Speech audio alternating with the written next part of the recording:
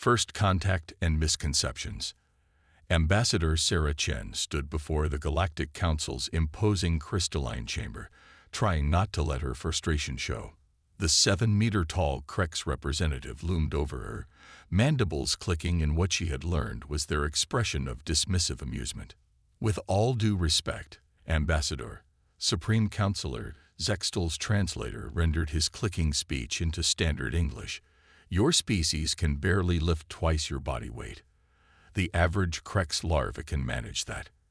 How can you possibly expect to contribute meaningfully to the Galactic Defense Force? Sarah maintained her diplomatic smile, though her jaw ached from the effort. This was the fourth such assessment meeting this cycle, and the arguments remained frustratingly similar. The Council Chamber's environmental systems might have been adjusted to Earth normal conditions for her comfort, but nothing could make this conversation comfortable.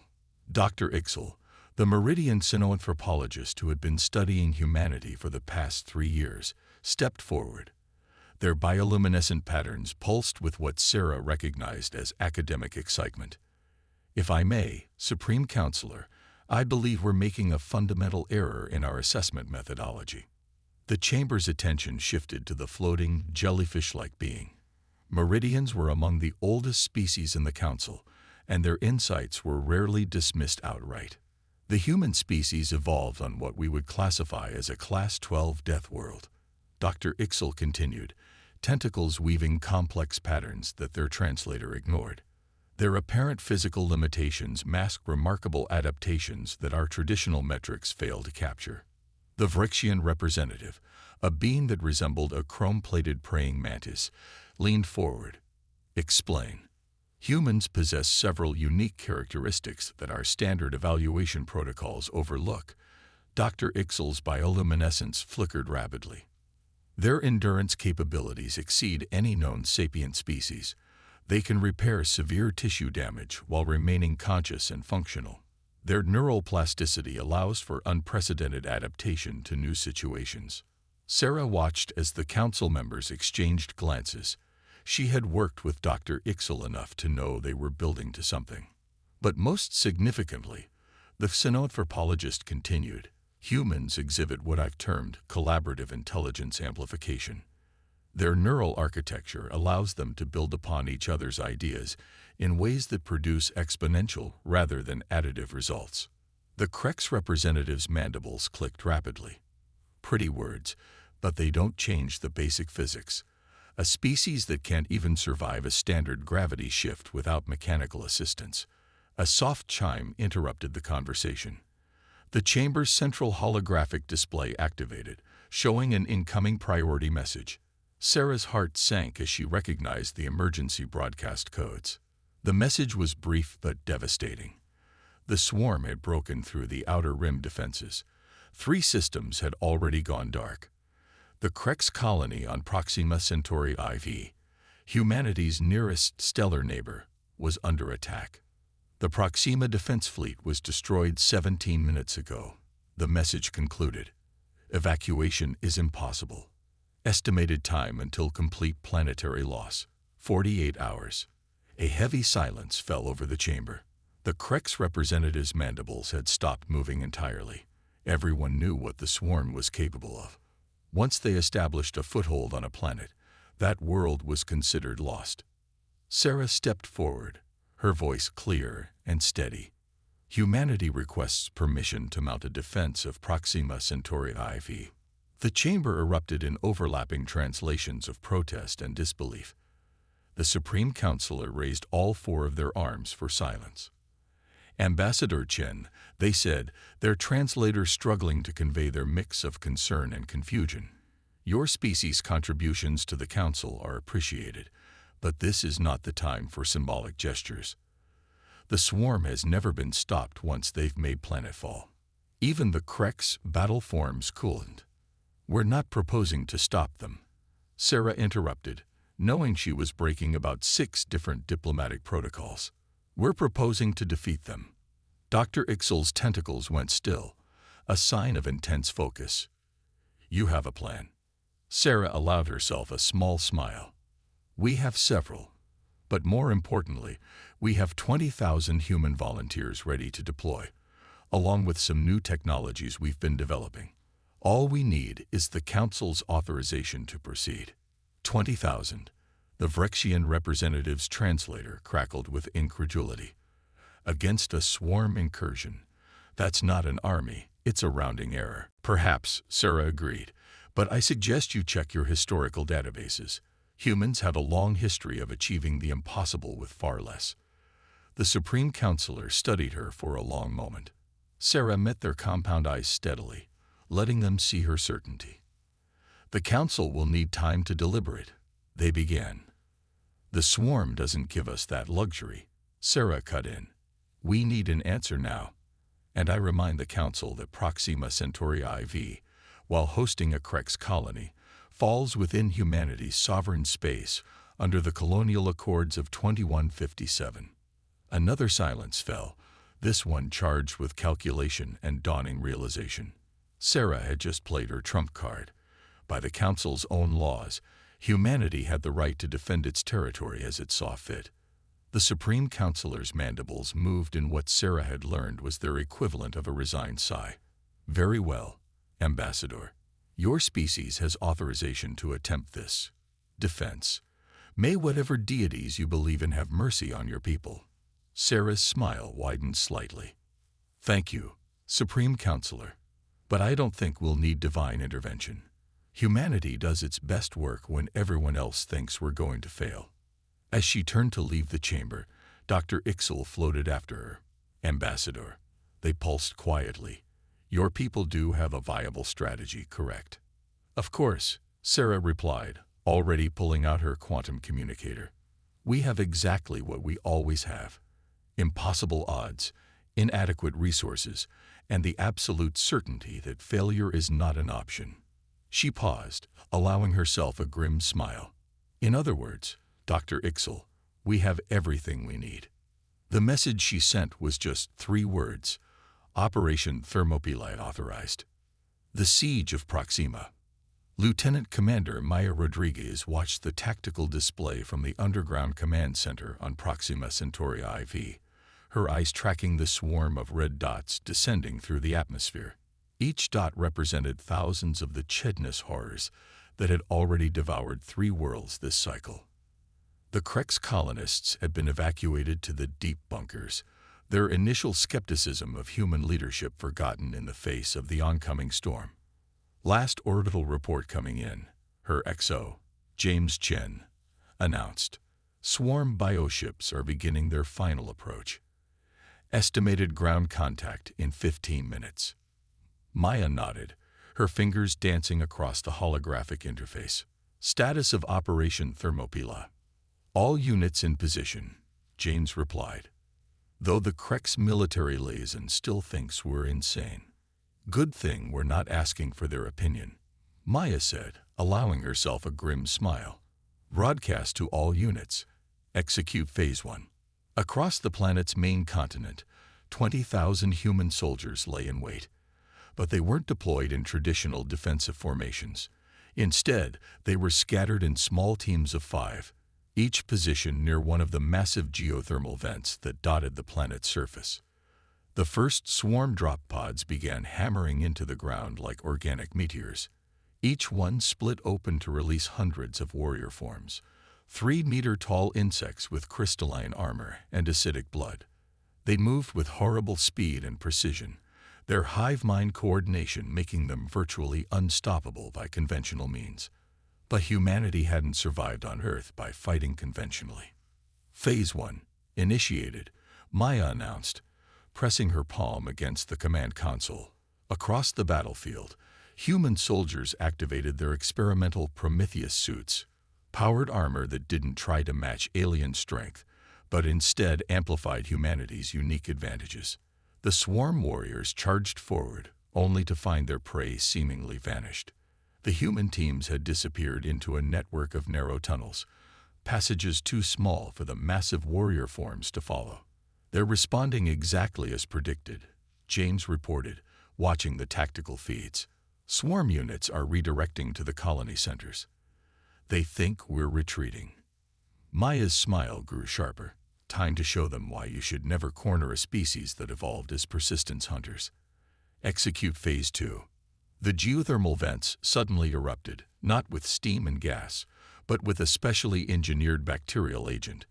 Dr. Helen Morrison's team had worked miracles, creating a modified extremophile that thrived in the high temperatures of Proxima's vents. More importantly, it found swarm bioarmor delicious. The effect wasn't immediately obvious. The swarm warriors continued their advance, unaware that their supposedly impenetrable crystalline armor was being devoured at the molecular level. Phase 3, Maya ordered. Let's give them something to chase. Human teams emerged from their tunnels, engaging in hit-and-run attacks that seemed suicidal to their alien observers. But there was method in their madness. Each engagement forced the swarm to adapt, to redirect resources, to commit to pursuit. They're falling for it, James reported. Swarm coordination is spreading thinner as they try to counter our dispersed attacks. Hours passed. The bacterial agent continued its work. Human teams fought in shifts, rotating through the tunnel network while their allies rested. The swarm, designed for overwhelming force in short engagements, found itself in unfamiliar territory, a battle of attrition against an enemy that seemed tireless. Crek's liaison is demanding to know why we haven't engaged in any decisive battles, James said, his voice tinged with amusement. Tell them we are, Maya replied. Just not the kind they're used to.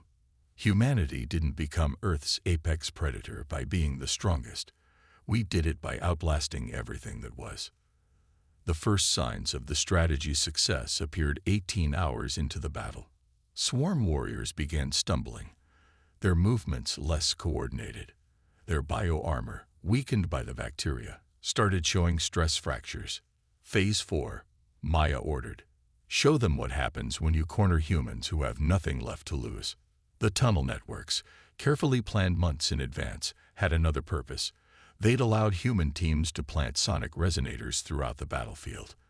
At Maya's command, they activated simultaneously. The effect on the weakened swarm armor was catastrophic. Warriors fell by the thousands as their compromised carapaces shattered. The hive mind, overwhelmed by the simultaneous loss of so many units, began to fragment. Swarm bioships are attempting emergency retrieval, James reported, his voice rising with excitement. They're actually retreating. Maya leaned forward, her eyes hard. Not yet, they're not. Execute Phase 5. The human ships that had been hiding in Proxima's asteroid belt revealed themselves, armed with weapons specifically designed to target the swarm's bioships. The retreat turned into a rout. 26 hours after the battle began, the last swarm ship fled the system. The impossible had been achieved. Humanity had not only stopped a swarm invasion, they'd done it without losing a single civilian. Maya finally allowed herself to relax slightly. Casualties: 312 wounded, 47 dead, James reported solemnly. But we held. We actually held. The command center's door slid open, admitting Dr. Ixel and several council observers. The meridian cynoanthropologist's bioluminescence was pulsing rapidly. Remarkable, they said. You turned every perceived weakness into a strength, the tunnels that your small size allowed you to use. The endurance to wage a longer battle than the swarm could sustain. The ability to coordinate complex plans across multiple independent units. Maya stood, stretching muscles cramped from hours at the command console. We've had a lot of practice at being underestimated, she said. Humanity's greatest strength isn't in our muscles or our technology. It's in our ability to look at impossible odds and say, watch us. The Krek's military liaison stepped forward, their mandibles moving in an expression that the humans present were surprised to recognize as respect. The Council will want a full report on your tactics and technology. They'll have it, Maya agreed. But first, I need to write 47 letters to 47 families, explaining why their loved ones aren't coming home. Because that's another thing humanity learned long ago. Victory means nothing if you forget the cost. As the alien observers filed out, James approached Maya's console. Think they'll finally start taking us seriously. Maya looked at the tactical display, now blessedly clear of enemy contacts. They better. Because if there's one thing more dangerous than cornered humans, it's humans who've just proven everyone wrong. The Neural Revolution. Dr. Sophia Patel stood in her lab at the Earth Neural Interface Institute, surrounded by holograms of human and alien brain scans. 6 months had passed since the Battle of Proxima, and humanity's stock in the galactic community had risen considerably. But she knew the real revolution was just beginning. You're certain about these findings? Dr. Ixel's bioluminescent patterns reflected off the lab's polished surfaces as they floated among the neural maps. The Meridian synanthropologist had become humanity's most vocal advocate in the Council since Proxima. Completely, Sophia replied, manipulating the holographic displays with practiced gestures. Human neural architecture isn't just different from other species, it's fundamentally more plastic. We don't just adapt, we transform. She brought up a comparative display showing synaptic formation rates across different species. Look at this. When a Crex learns a new skill, they form dedicated neural pathways. When a Vrexian practices a task, they optimize existing circuits. But when humans learn, she highlighted a human brain scan, we completely reorganize our neural structure. Fascinating, Dr. Ixel pulsed. But how does this translate to practical applications? Sophia smiled. That's where Project Prometheus comes in. Not the combat suits. The real Project Prometheus. She led Dr. Ixel to a sealed chamber at the back of her lab.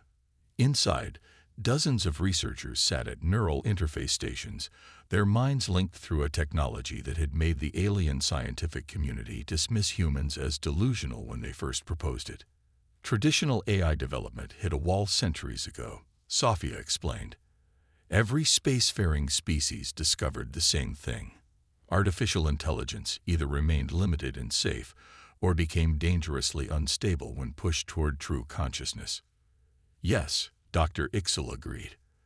The great filter of machine intelligence. Many theorize it's why we found so few elder civilizations. But humans took a different approach, Sophia continued.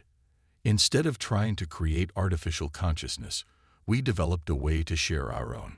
She gestured to the researchers. Each of these scientists is simultaneously present in both their physical body and in our quantum neural network. They're not just sharing thoughts, they're creating new neural patterns that couldn't exist in a single brain. Impossible, Dr. Ixel pulsed, their colors showing skepticism. The energy requirements alone would be impossible using conventional computing, Sophia agreed. But we're not using computers in the traditional sense. We're using crystalline matrices that respond to human consciousness itself. The same adaptability that lets us recover from brain injuries by rewiring our neural pathways lets us extend our consciousness into these artificial structures. She brought up another display, showing the network's activity. What you're seeing isn't just data transfer. It's human consciousness operating at a scale and complexity that's never been achieved before. We can solve problems that would take conventional AI millions of years to process. This is how you develop the countermeasures against the swarm so quickly, Dr. Ixel realized, their skepticism giving way to excitement. Exactly. But defense was just the beginning. Sophia's eyes gleamed. We're on the verge of solving problems that have stumped the galactic community for millennia. Clean energy production. Faster than light travel without relativistic side effects. Even consciousness transfer for species facing extinction. She paused, letting that sink in. The Council thought we were weak because we couldn't match other species' physical strength. They never understood that humanity's true strength lies in our ability to transcend our limitations. The implications are staggering, Dr. Ixel pulsed rapidly. But surely there are risks. The potential for abuse is precisely why we kept this secret until now. Sophia nodded. We needed to prove ourselves first, to show that humanity could be trusted with this kind of power. She led Dr. Ixel to another chamber, this one filled with medical pods. These are the first production models of our neural enhancement systems, designed to be compatible with any species' nervous system. We're not keeping this technology to ourselves. We're offering it to the galaxy. The Council will never agree, Dr. Ixel warned. The security implications alone. The Council, a new voice interrupted, has already agreed. Ambassador Sarah Chen stepped into the lab, looking satisfied. The vote just concluded. In light of humanity's actions at Proxima and our ongoing contributions to galactic defense, we've been granted full technology sharing rights. How did you convince them? Dr. Ixel asked, their bioluminescence showing surprise. We showed them something they'd never seen before. Sarah smiled. A species willing to give away its greatest advantage for the benefit of all.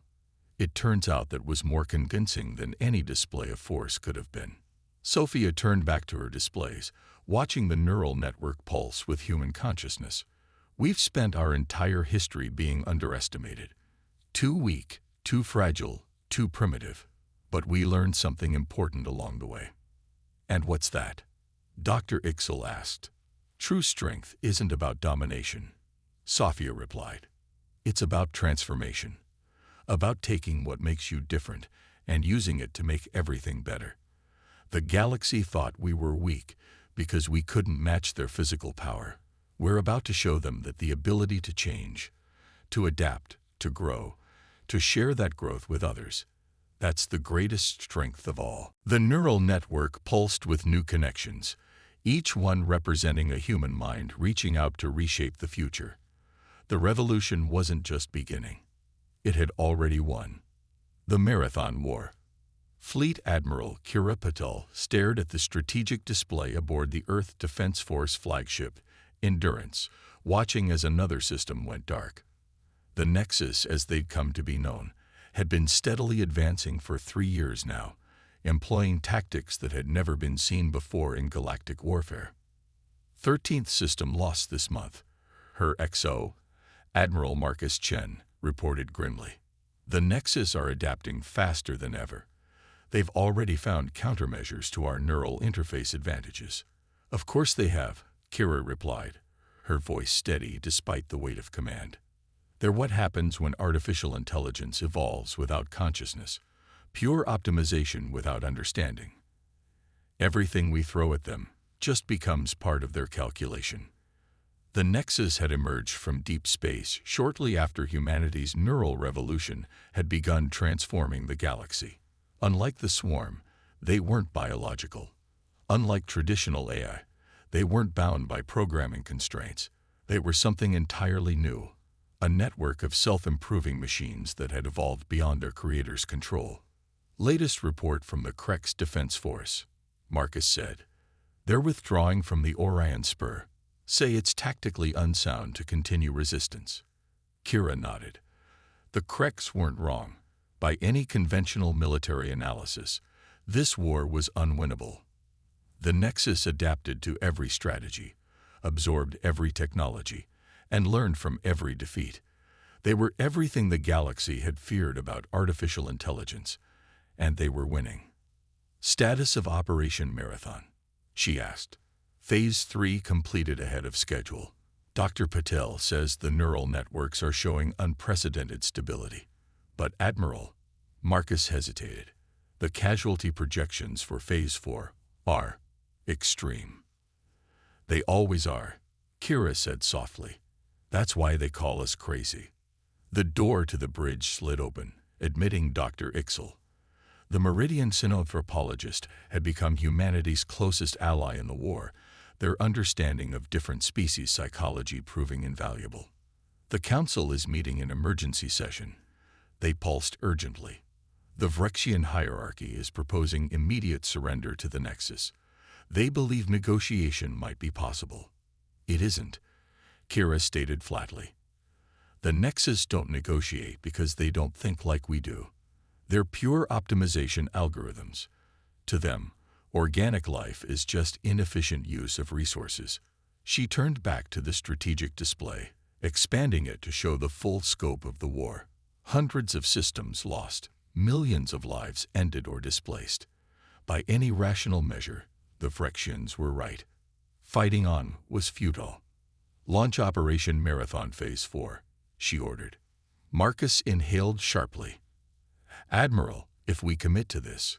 "We committed the moment we realized what the Nexus really were," Kira cut him off. "Humanity has faced extinction-level threats before.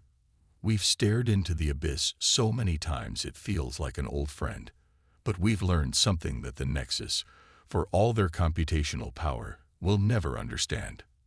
"And what's that?" Dr. Ixel asked. "The difference between optimization and evolution."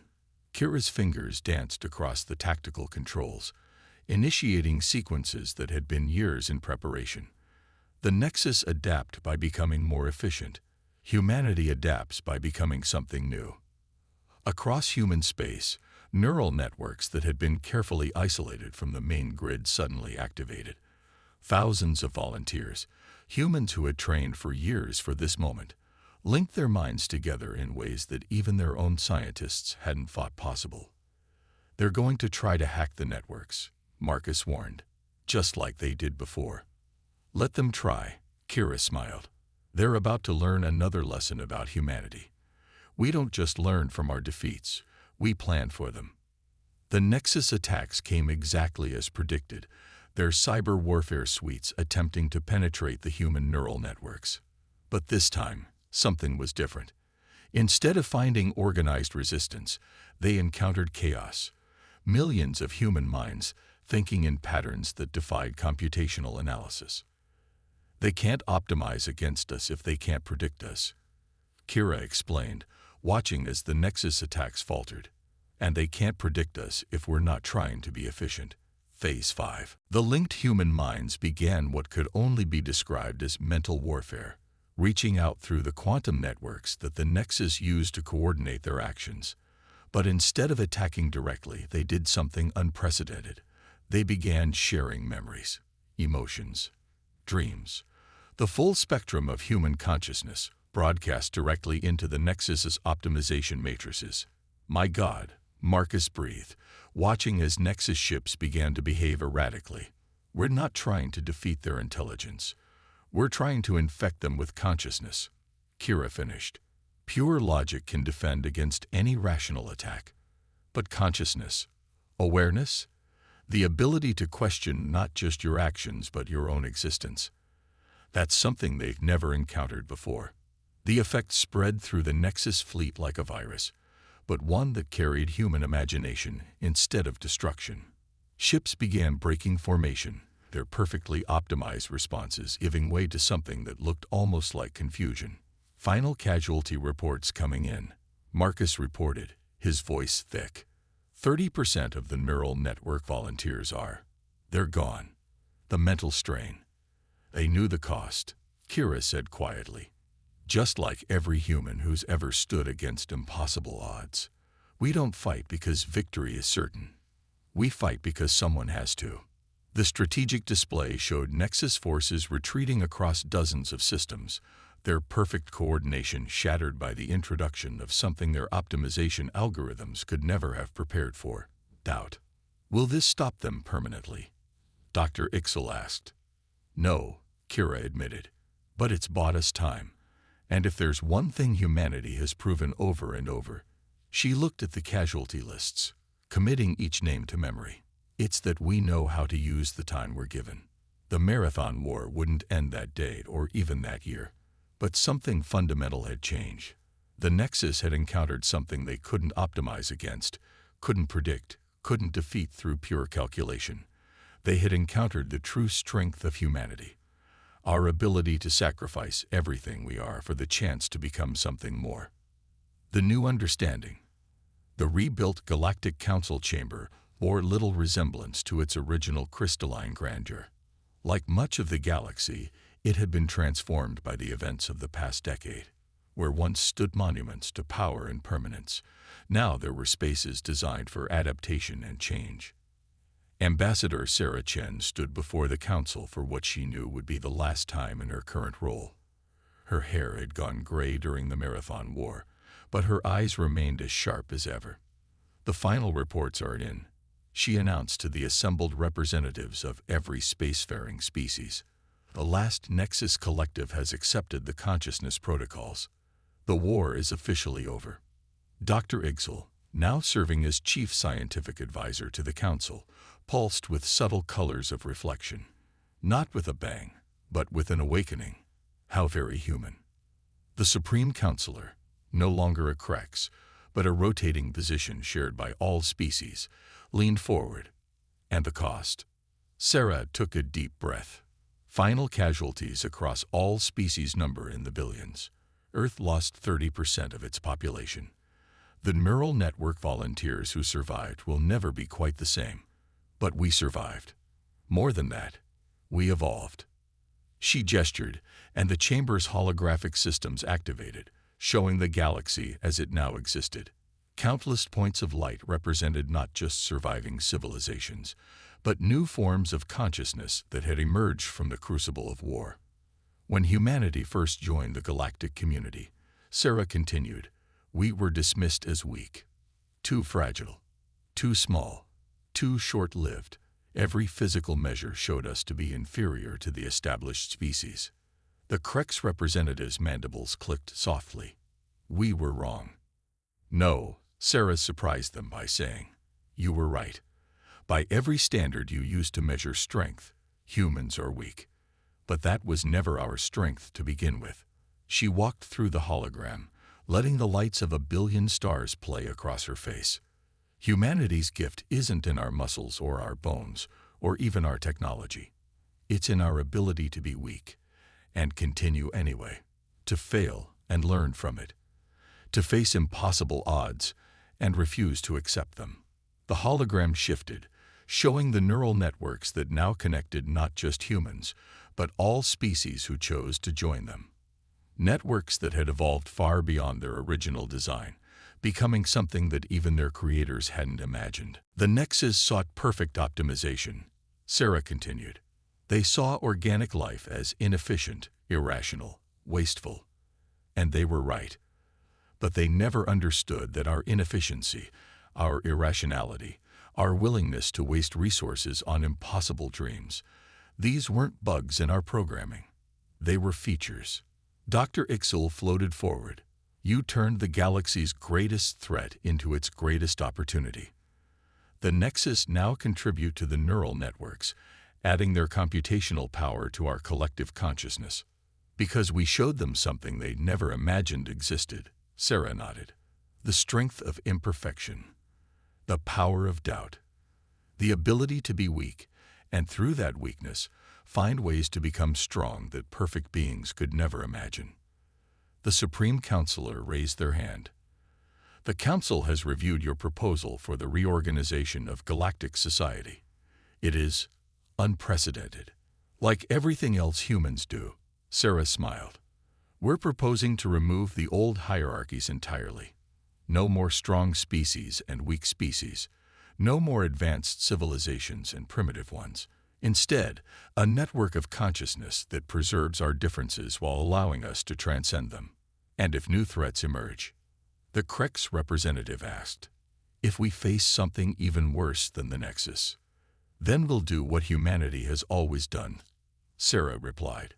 "We'll be too weak to fight it alone, so we'll find ways to fight it together. We'll be too fragile to survive it unchanged, so we'll transform ourselves into something new. We'll face impossible odds, and we'll prove once again that impossible is just another word for something that hasn't met humanity yet." She looked around the chamber, meeting the eyes, optical sensors, and sensory organs of each representative in turn.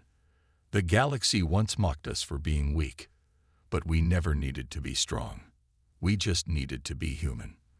Because humanity's greatest strength isn't in what we are, it's in what we can become. And now, at last, we're ready to share that strength with all of you." The council chamber was silent for a long moment. Then, one by one, the representatives began to signal their assent. Not with the formal protocols of the old council, but with the neural network connections that represented the galaxy's new way forward. As Sarah watched the new connections form, creating patterns of thought and consciousness that had never existed before, she smiled. The galaxy had finally understood what humanity had known all along. True strength isn't about being powerful enough to stand alone. It's about being brave enough to stand together, being weak enough to need each other, being imperfect enough to keep changing, keep growing, keep becoming something new. The galaxy had mocked humanity's weakness, but in the end, that weakness had become the foundation of a strength greater than any species could have achieved alone. And that, perhaps, was the most human victory of all.